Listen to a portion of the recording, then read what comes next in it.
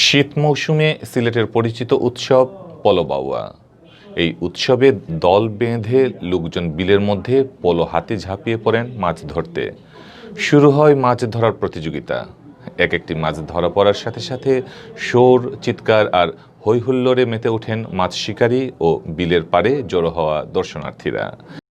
স্থানীয়রা জানান, যুগ যুগ ধরে এই পোলোবাউয়া উৎসব চলে আসছে।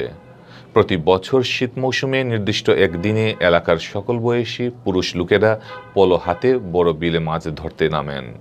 পোলোবাউয়ার এই উৎসব শুধু বিশ্বনাথে নয়, সিলেটের গ্রামীণ সংস্কৃতির সাথে মিশে গেছে। বিশ্বনাথের মতো সিলেটের বিভিন্ন হাওর ও বিলে উৎসব করে এ মৌসুমে মাছ ধরতে নামেন স্থানীয়রা।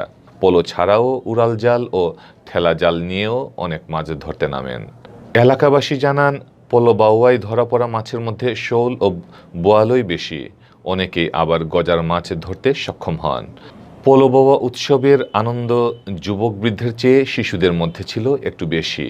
তারা তাদের অভিভাবকদের সাথে আসেন মাছ ধরতে। এদিকে এই পোলোবাউয়া দেখতে আশপাশের গ্রামের এবং দূর দূরান্ত থেকেও লোকজন সকাল থেকেই ছোট ছোট দল বেঁধে আসতে থাকেন বিলের পাড়ে।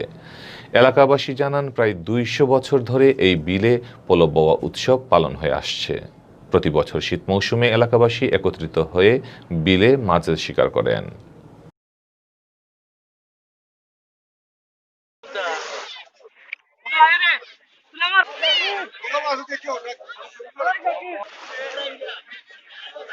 মাছ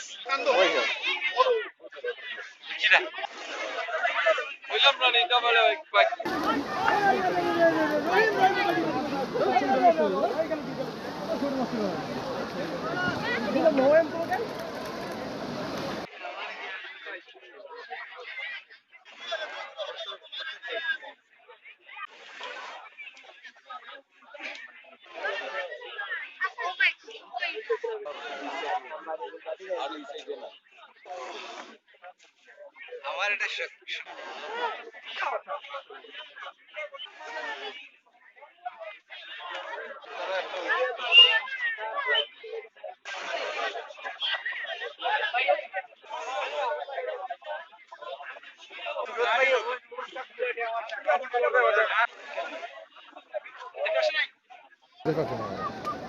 না বা ছবিটা লাগে তো না